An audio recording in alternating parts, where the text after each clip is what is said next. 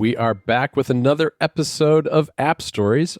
I'm John Voorhees, and of course, with me is our editor-in-chief of MacStories.net, Federico Viticci. Federico, what's new?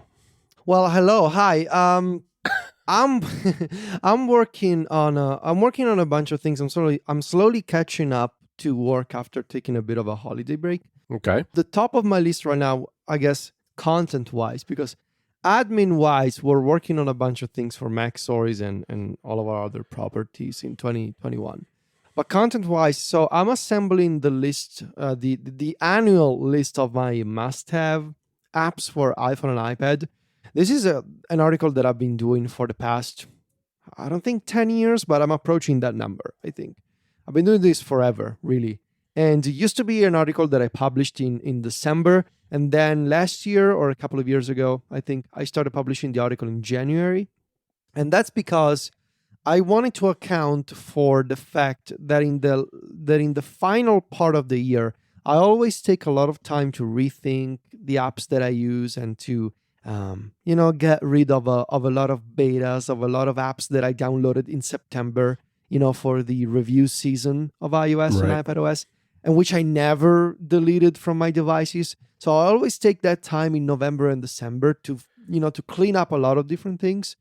And I figured it's really inconvenient to publish that story in December as I'm going through that process. And so I started doing this a while back in January. But now the thing that I'm considering now, that I'm thinking of right now, is should that article be a reflection of how the previous year went? So when I published the Must Have Apps 2020 edition, I guess it should be a reflection of 2020, right? Because it's titled, here's the apps that I used in 2020. However, I already know, for example, we talked about Spotify, right? And I already know that in 2021, I am going to be using Spotify. So is the article a reflection of the year that was, or is it a summary of the year that was with a preview of what it's going to be the following year? You following me? Yeah, all right. Should it be like, here's what happened in January from January to December, or should it be, here's how I'm approaching the new year based on how 2020 went? And I'm not sure. I'm leaning toward, here's what my must-have apps were for 2020. Spotify is the main issue right now because I started using Spotify in December. Sure. So the last month of the year. And I decided I'm going to be using this for the entirety of 2021. So does it qualify as a must-have app for the 2020 roundup or not? That's my main question. That's the thing that I'm considering at the moment. Given how much you and I switch apps all throughout the year, there's a legitimate question of, is any app a must-have app at this point? I don't know. Well, that's what makes assembling this article really challenging for me, right? Because I do have a collection, in the 60 or 70 apps that I'm going to cover. I do have a collection of utilities and apps that never change, right? IA Writer, still my main text editor. Craft, of course, it's the app that I've been using for the past 4 months as my only note-taking app. That's going to be in the list. Reader, that's not going away. The official Twitter app, that's what I use. But there's other categories where I like to switch around because those are the kinds of sections on the App Store where there's a lot of innovation. There's a lot of different developers trying different things, trying different approaches. And so, for example, one of the things that was beneficial over the holidays was I thought a lot about, do I want to use Good Task or do I want to use Todoist? And that was useful because I used Good Task for the better part of 2020, but then I got an Amazon Echo and I started thinking, do I actually want to use Todoist because it's better integrated with the Echo? But through the entire process, I realized I value the customization and the integration with my devices of Good Task and Reminders more than I do for Todoist and the Echo. So even though I like to switch around, it's not like I'm trying a different task manager every week, right? The fact that I talk about me trying different things, and sometimes people see a screenshot of like an icon on my home screen and they're like, oh, so you switched again. And it's not like that. I just run all of these different tests because I like to know what's out there, but it's not Right. necessarily a commitment, you know? Right. So Right. Spotify is the only really particular situation going on this time around. All right. Well, that makes sense. I mean, I think one of the tricks is when you try a lot of task managers is when you switch is to always just leave some old tasks in at least that app so you can go through and test it again really easily and build from there. Because I know I've done that with a bunch of them. All right, Federico, I want to dive into our main topic today because I have an awful lot to talk to you about when it comes to HomeKit. Because we're going to talk about HomeKit today and home automation. And this is something that's been on my mind for a couple of reasons recently. I've got a bit of a story to tell you, Federico. Okay, go on. I'm ready for your story. All right. So right around the time I started testing the HomePod Mini, and I recently reviewed the HomePod Mini, I had a bit of a HomeKit disaster. I have been having some iCloud troubles, and you're aware of this. I've mentioned this a few times here and there on our group thread. And what happened, I really don't know what happened, to be honest, but for a while, Apple Arcade was stuck. I've got an Apple One Premier bundle, and Arcade's part of that. And Arcade on all my devices, I'd go and it would say, sign up for Arcade. I couldn't get any of the games. And I was dealing with Apple support, not really getting anywhere. And then one day, I had one of those ideas for a project, which was I thought I would do a push-cut shortcut server on an old iPad. And and I wasn't even sure this, I think this might be a first-gen iPad that I have, and I hadn't charged it up in a long time. And I thought, I'm going to charge this up, turn it on, and see if it supports that app. And I did. I turned it on. It asked me to log into my Home Cloud account. I did. And magically, my Arcade issues all went away without Apple support doing anything. The downside is that it simultaneously wiped out all the data in the Home app on every single device that I have. No. Yeah, it was gone. It was just the Home was gone. The devices were gone. It was an empty app giving me the prompt like I had never opened it before, and I just bought my first iPhone. And, I have a fair amount of HomeKit stuff. And so that was kind of distressing, but it was still the holidays, and I still had the weekend of New Year's to rebuild everything, which ultimately is what I did instead of dealing with Apple support, because I just figured while it's a hassle to do, I could do it relatively quickly when I had a little extra time instead of having the frustration of dealing with support calls. So I did that. What was really difficult about it, it turned out, was that while everything was in the UI had been blown away, the Home app somehow still knew about most of the devices, which required me then to go through and have to restart any kind of device that had some kind of restart capability, which is usually like things that are attached to, have some memory of a Wi-Fi connection or something like that. So I had to go through and do that, which made the process slower. But the silver lining is I went through and I redid everything and I reset up everything from scratch, tried a bunch of new apps, thought about what I've got automated and what I don't want to have automated, and went from there. So I've got a HomeKit on the mind because it's only been a couple of weekends since I did this in a leisurely process to not frustrate myself too much. I started with kind of the really important things like the lights in my studio and things like that, and then fanned out from there, and over the course of 2 or 3 days spent like an hour here or there just putting it together. And it probably took me 3 or 4 hours to get it all completely reset up, but now everything is working and it's great. So I guess it all's well that ends well, but I'm deathly afraid of opening up that iPad ever again. I have no idea what happened when I logged into my iCloud on that thing. Man, that sounds wild. Wow. It's weird. I've since had some issues still with iCloud on one of my Macs, and I think I may have flushed out all the problems by signing out of that Mac and then signing back in later. But who knows? I mean, that's the problem with iCloud. You never really know if you've solved a problem or what. Things just get stuck sometimes. All right. So everything is back to normal now, though, right? It is. Everything is back to normal. Okay. So can you describe your home automation, your home setup? Because I think it's important for people to get a sense of like the number of accessories that you have. I think I talked about mine before. I live in a very small apartment. We basically like our devices now, and I'm gonna talk about my setup later. But at the moment, all we have is 5 smart lights, all made by Philips. A couple of door sensors made by Eve, and we don't have any HomePods in our household anymore. We're gonna talk about that in a few minutes.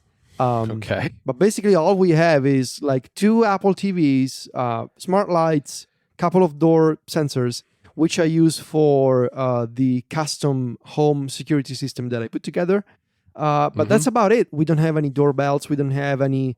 I guess I have a Netatmo weather station that works both via with HomeKit and the Amazon Echo, but Right. I don't use it in. I have it in HomeKit, but I don't really use it there. And that's about it. We don't have any. Oh yes, of course, I'm forgetting. We have 3 cameras. We have 3 Logi Circle 2 cameras. And that's it. No other fancy, I see all these people with like doorbells and, these smart plugs that turn on all kinds of different accessories. We don't have those. And once again, John, you've seen it. It's a very small apartment, and also we're renting, so that we cannot make that many modifications to our current setup. Yeah, that is true. So let me, I guess, top level to discuss what my setup is it's really a HomeKit only system now. I mean, there are plenty of devices that also will work with Google Assistant or Amazon Alexa, but I'm using everything from the starting point of I'm not going to buy something that doesn't have HomeKit. And it wasn't always that way, because I've had an Amazon Echo before too, but I found that having some sort of mixed environment like that, where you're relying on different assistants for different types of devices, just became a recipe for frustration and complexity, where, home automation is still a little complex at times to begin with, and adding various providers of different systems all into the mix at once is, I think, just a little too much. And it was at least more than I wanted to take on. So I've settled on HomeKit, because while I don't love the Home app in some respects, I mean, we've talked about this before. It's not great on the iPhone because I find those big square tiles to take up too much space. There are alternative apps that you can use, and those tiles are fine on the Mac and on the iPad for me. So I think that app has come a long way, and it's a lot better. It's far from perfect, but I'm a lot happier with it now, especially on things like the iPad, where you have the rooms aligned on the left-hand column. So it's a new design. But I guess I should dive into what the setup looks like. And I mean, you and I talked about this a little bit before we started, which is it's a little counterintuitive, I suppose, that the areas of my house that are the most automated are the ones where people are around the least. And I think that that's driven in part by a couple of things. One is that not everybody in my family is as enthused about home automation as I am. And on top of that, there's no real system to detect presence. And by presence, I mean like knowing it's not just geo-fencing your home and having things happen when you come and go. It's who's at home and where are they in the house type thing. Because if we had that with the Home app and with HomeKit, I think you could get a lot further with automation and do a lot more interesting things. But maybe that's going to happen someday with the U1 chip, but right now there's not a real good way to do that. But we should probably start outside, because I've found this has been one of the best places for my HomeKit devices. I've got a couple of Logitech Circle View 2 cameras out there, as well as a Logitech doorbell that's brand new. It's the Circle View doorbell that just came out like 2 or 3 weeks ago. And they sent me one to test, and I've been testing it. I'm going to write about it on the site at some point. But that's out there too, as well as garage door openers. I have 2 garage doors on my garage. So there's a garage door opener for each that's HomeKit, and a door lock. You have a garage. I mean, come on. That's a serious setup you got going on there. It is. It is. And the garage door openers work well, except when they fall off the network because, it's separated from the house. It's not attached to the house. So it's separated from the house, and the Wi-Fi is pretty good out there, but not great because, the garage door receiver is behind a closed door most of the time. It's not like the garage door is open all the time. So when you close it, sometimes it falls off the network. But for the most part, that actually works pretty well. And then I have a lock that I reviewed recently. It's a level touch lock that's on one of my doors too. And that's been pretty nice as well. The thing I really like about CarPlay is that as I get towards my house, HomeKit pops up a little tile showing me my garage door. And it's been trained by the fact that I usually I have a car that I normally am the one driving. And so it knows which of the two garage doors to display. I tap it, I'm a block away, it's open by the time I pull in my driveway. It's just kind of nice to have that.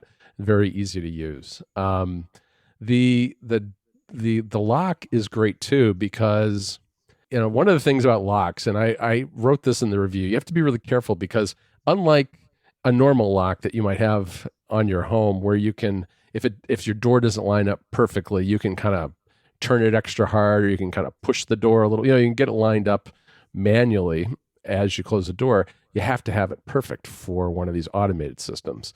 And that was the hardest thing about getting this installed. What's nice about it though is that now if I'm working, I have it set up so it just automatically unlocks during the weekday when my wife comes home from work. So she doesn't have to be fumbling looking for her keys. She just walks in the house, and during the day it's locked because I'm often wearing headphones listening to loud music, and I wouldn't hear if someone walked in the back door. So those are nice touches. The other thing worth mentioning too with the doorbell is that Logitech's cameras are the best cameras I have tried of any because one, they're always on the network. They seem to almost never drop off, and the feeds start almost immediately, which is not true with every camera I've tried. And the doorbell is particularly nice because it's got HDR built into it. And what it's doing, what it enables is that it, at night when you're looking at your cameras and the lights are off, if you have a Logitech Circle View, for instance, everything looks kind of black and white. But with this camera, it's doing some processing inside the camera to actually give everything a little color. So it doesn't even need much light. If it's got a little bit of light, you can see, and it just makes it easier to see what's going on through the camera. And having the doorbell, before I had one of the Circle Views looking down from above the front door, looking almost straight down, which was fine. You see kind of the tops of the heads of people who would come to the front door. Right. But it was great for packages, right? With the doorbell, you get a bit more natural, I guess, point of view of when someone approaches the door. And because it's a wide view angle lens, you can still see the packages. And for me, really, there aren't that many people coming to our door most days. It's really packages that are coming more often than not. So nice to have that. Nice to have that there. The other main areas that I've got HomeKit devices in are my studio, which is the basement of our house. Okay. Which is and that's mostly just lights. I've got overhead lights and a table lamp and a floor lamp that are all there. And these lights are probably the most automated in the house because I've got a motion sensor that sits near the top of the stairs that when I start heading into the basement to work, it detects the motion and it turns all the lights on for me, which is just kind of nice. There's a smart plug down here too, which I use connected to a heater, and that heater keeps me warm in the wintertime. So I can, and I do things like, space heaters can be dangerous. You don't want to start a fire in your house. So I have a bunch of automations set up so that when the lights go off in the basement, the heater automatically goes off too, that sort of thing, so that I don't accidentally leave it running all day long because when there's nobody down here. So that those are all Hue bulbs, and I'm pretty happy with Hue bulbs, except that I don't like the fact that there's a separate hub you have to have, and I've found that sometimes Hue bulbs, if they're a little bit too far away from other Hue bulbs or the hub, that they can become unresponsive in the Home app, and that's been a problem for me over time. It's gotten better recently. I don't know if that's a firmware thing that's made them better, a HomeKit thing, or what it is, but they've gotten better. One one kind of light though that I'm kind of keeping my eye on are these nano leaf bulbs, which Apple sent me one when it sent the HomePod Mini to review. And the nano leaf bulbs use Bluetooth, and they don't have a hub, but they use Thread too, which is a new. Right. I shouldn't. Right. You know, it's not super new, but Thread it's a protocol for devices to communicate with each other, so they don't have to rely on your Wi-Fi network. So your Wi-Fi network can go down, and there's still a mesh network of your Thread devices. Right now, my mesh network is a mesh network of one. It's a single light bulb.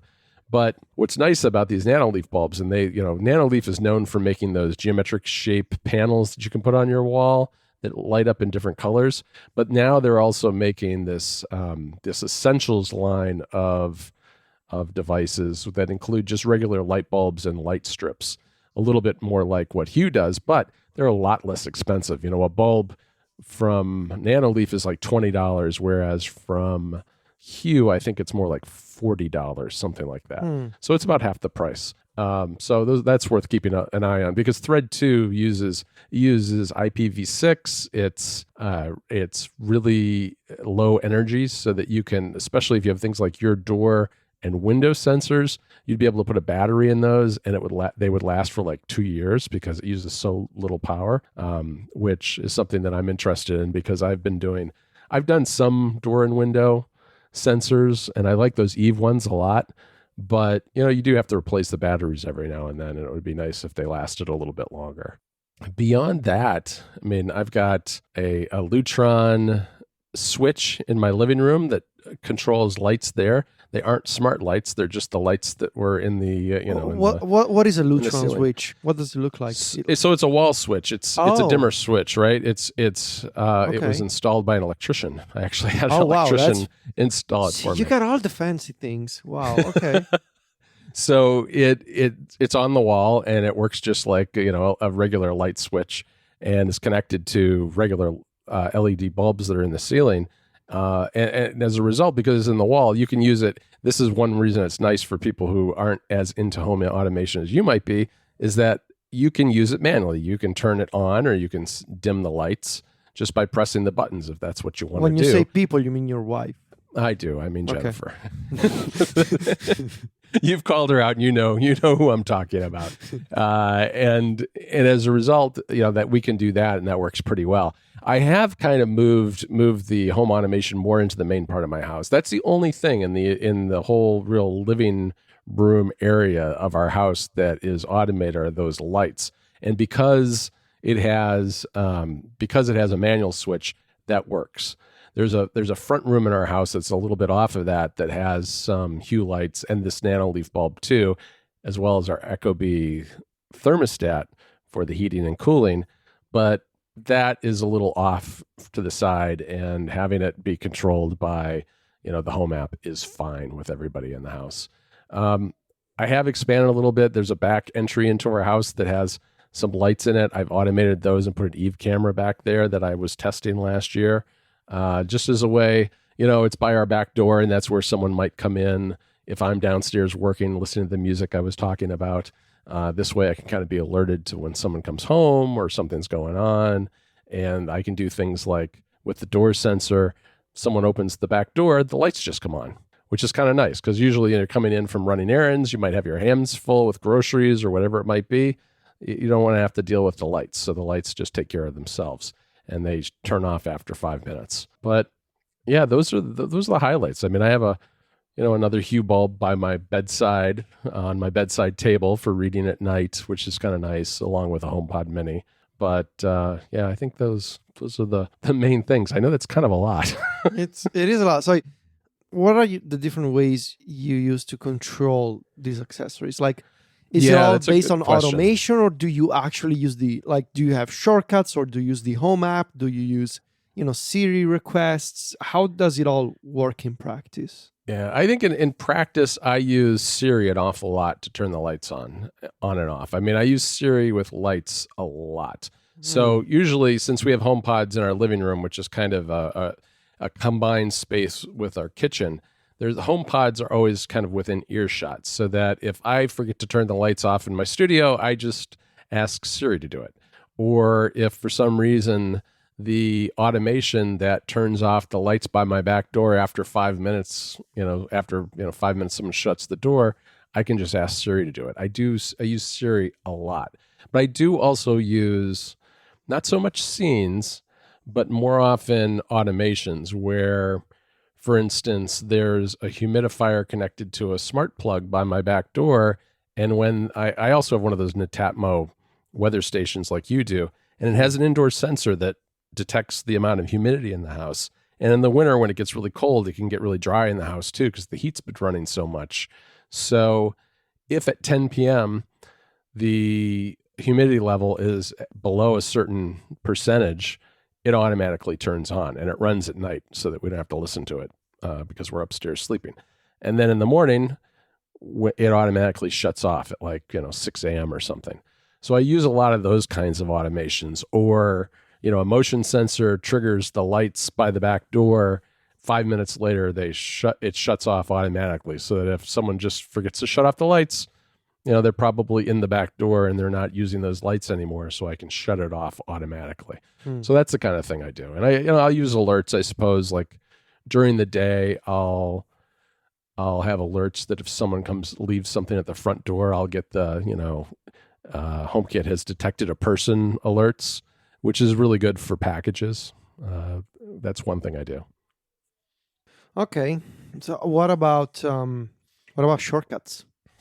Not a lot really, because I find that I do use the home I probably start in the home app more often than anything else. And I don't really combine the home automation functionality in the home app with separate shortcut functionality. I haven't really found a need for that at all. So I don't do that a lot. Although I have at times used the remote keyboard and mouse app that I've mentioned in Club Mac Stories in Mac Stories Weekly a couple of times to do things like when the lights are shut off in my studio, sleep the display of my Mac.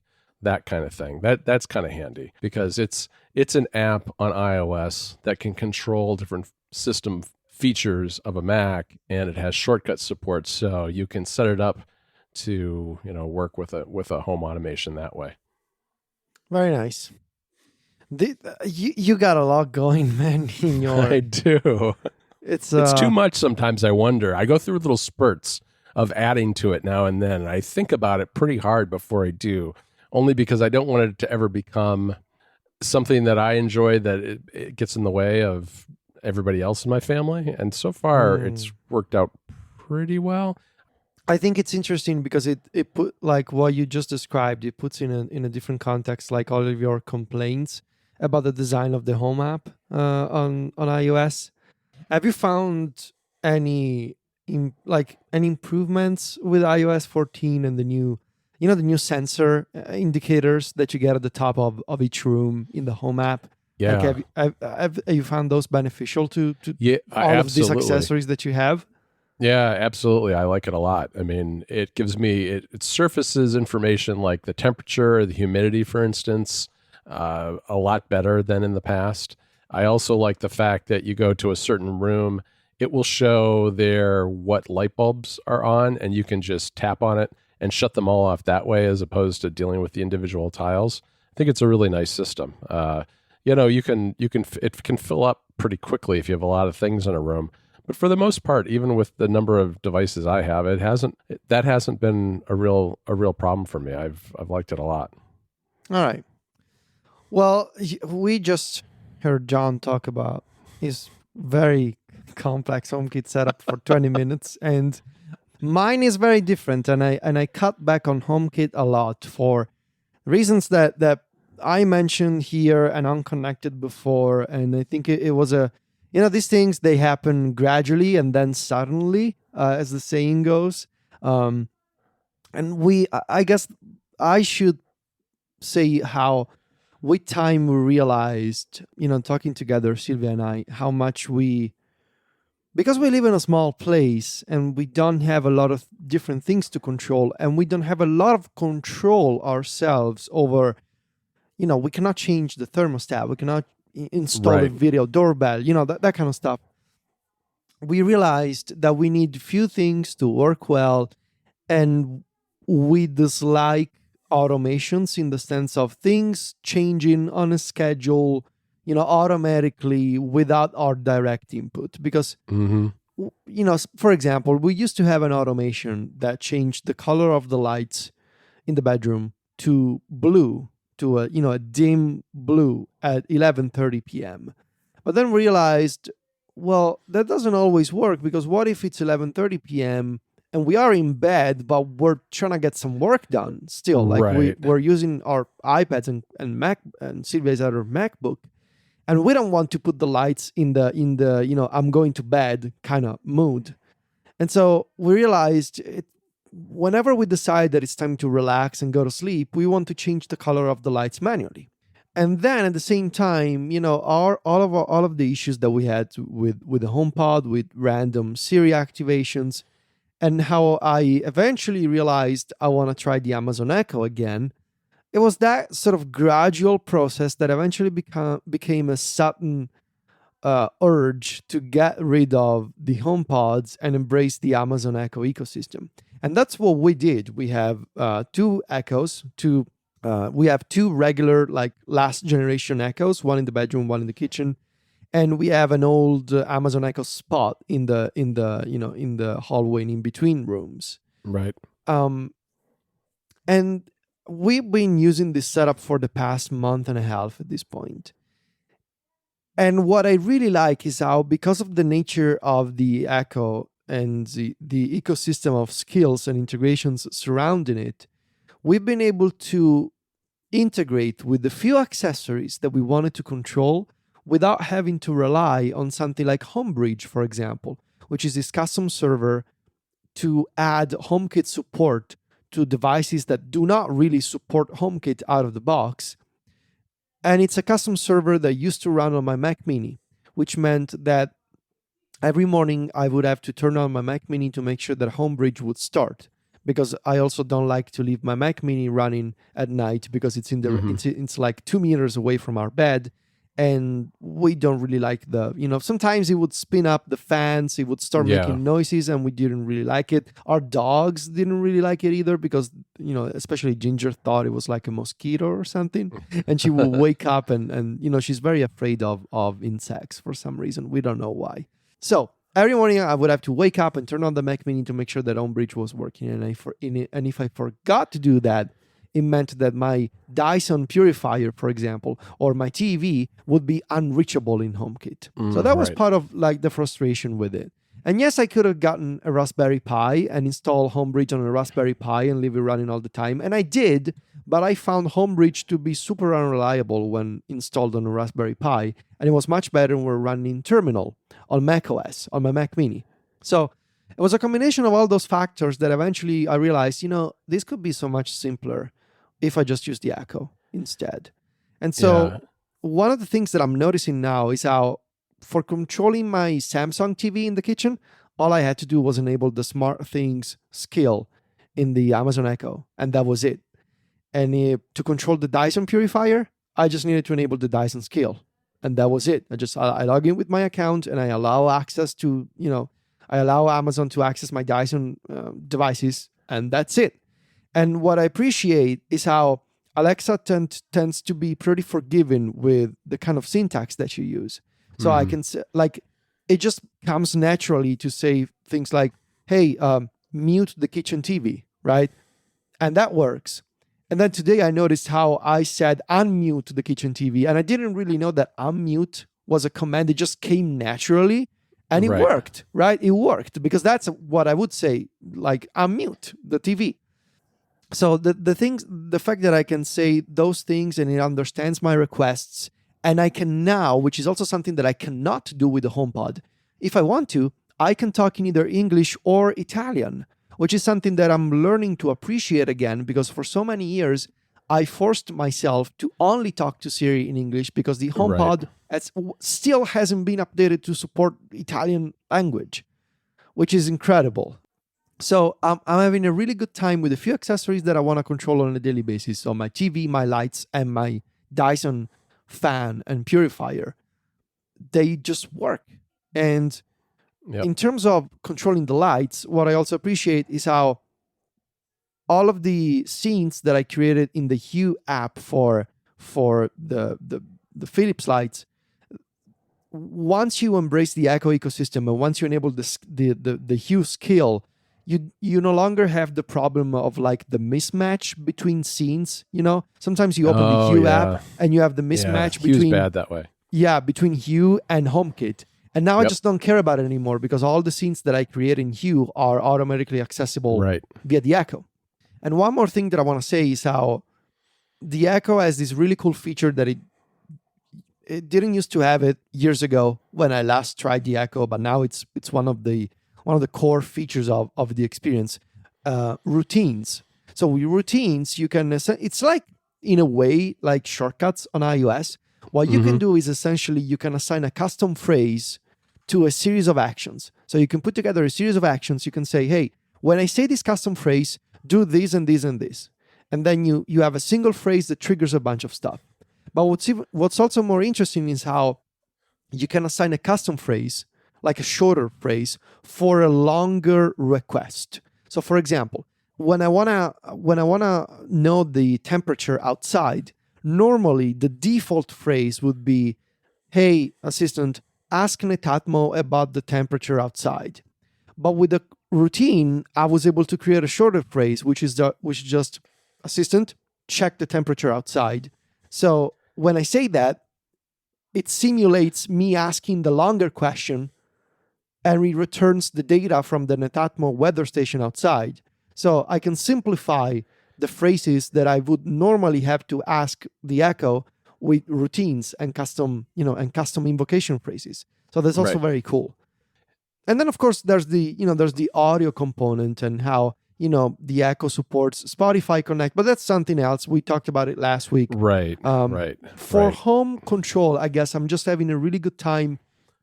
First of all, with the reliability of it all, the fact that it's web-based and it tends to work all the time. There's no longer a concern of, a mismatch between HomeKit, between Hue, that kind of stuff. But also the freedom to talk in either language. I'm rediscovering the pleasure of that because I never had it, because I never really had it. I never had it with the HomePod and I never had it with the Echo years ago. Yeah, no, I totally understand that. And I think in a way our approaches aren't that different in the sense that my system that I've got at my home is obviously complex from the standpoint that I have a lot of different things, but I've never used Homebridge because I just really don't want to go down the complexity path with Homebridge. And the things that I automate are pretty sparse. For instance, I don't think I mentioned it, but the main automation is just the lights outside. I have lights on my garage and lights over the front door, and those are set up to go on and off on a schedule at sunset and at dawn. And that works because unlike the situation you're talking about when you're sitting in bed and you may not want to be winding down to go to sleep, that doesn't happen outside because everybody's inside. So it's okay for that sort of situation. But I've run into the exact same thing over and over again. It's like, I thought I'll put a motion sensor somewhere near my desk. And if it doesn't detect motion for 30 minutes, all the lights downstairs should go off.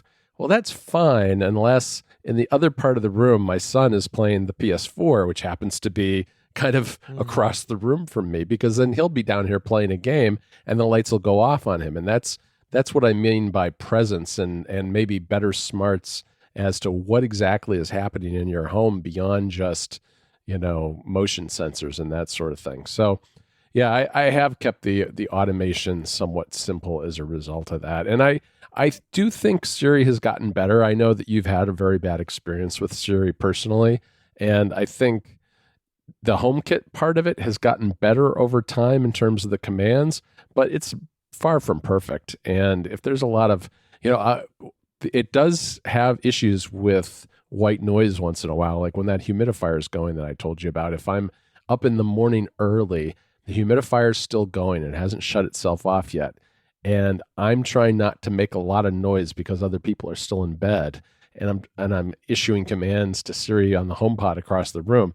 I don't want to be shouting at it, and sometimes it just won't hear me, or it'll get something wrong because there's this humidifier blowing a fan in the background and it misinterprets what I'm saying. So Yeah, Siri's still got a ways to go. It's one of those technologies, I think, that when it works, it's kind of magical. But if it doesn't work even 2% of the time, it is super frustrating and people just abandon it. And I think that Apple's still got a ways to go in terms of the reliability before Yeah. people can really, before I think most people would be willing to live with it. The other thing it does sometimes, it's lost the personal request, like the personal request feature just shuts itself off. That's happened to me at various times and various versions of iOS. And it drives the rest of my family crazy because I'm trying to get them, and this is like not a HomeKit thing, but I'm trying to get them into the habit of asking Siri to add things to the grocery list. So when I go to Amazon to make our online grocery list, I don't have to have people texting me lists. I just have it all there in reminders already. But it's unreliable enough that it hasn't really stuck, which kind of frustrates me. Okay, Federico. Well, that's a good discussion. It's fun to talk about this because I've talked about little aspects of it here and there over the years and written reviews of various products, but I haven't really explained the setup in one place. And I think it really, if I had any advice for anyone, it would be very careful about what you buy. Try to get things that are reviewed as reliable. And there, I would say the Logitech cameras are really good. All of the Eve Home products I've used are really good. Hue is good but not great, but you don't have a lot of options. And take it slowly is the other thing, as I would say, is, if you want to add on to a system, take your time in doing it and figure out where it fits into your life and the other people that you live with. So I think that's also very important. Well, that is it for this week, Federico. You can find the two of us writing over at macstories.net. Federico is at Viticci on Twitter and Instagram. That's VITICCI. And I'm at John Voorhees, JOHNVOORHWS. Talk to you next week, Federico. Ciao, John.